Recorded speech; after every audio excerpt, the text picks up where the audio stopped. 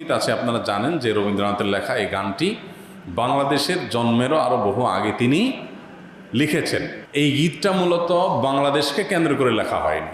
বাংলাদেশকে কেন্দ্র করে যেটা লেখা হয়নি সেটা কেন বাংলাদেশের জাতীয় সঙ্গীত হতে যাবে? এই গীতের মধ্যে কোথাও বাংলাদেশ শব্দটাই নেই, সে গীত কিভাবে এদেশের জাতীয় সঙ্গীত হতে পারে? আমাদের দেশের জাতীয় সঙ্গীত পরিবর্তন করার জন্য অনেকে বলা বলি করছেন, এটা পরিবর্তন করা উচিত কিনা ইসলামের আলোকে জানতে চাই।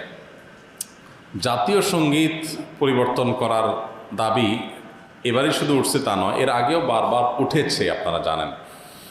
কেন উঠেছে সেটা নিয়ে তর্ক আছে, বিতর্ক আছে, এটা উঠা উচিত কিনা বা এ সঙ্গীত থাকা উচিত কিনা, বা জাতীয় কোনো গীত, জাতীয় কোনো স্লোগান থাকা উচিত নাকি স্তন করা দরকার, সেটা নিয়ে আলোচনা হতে পারে। আমি সে আলোচনায় যাব, তার আগে একটু প্রাসঙ্গিক অন্য একটা বিষয় বলি। সেটা হলো যে দেশপ্রেমের নামে, দেশত্ববোধকতার নামে, দেশত্ববোধক কাজের নামে আপনি কোনো গীত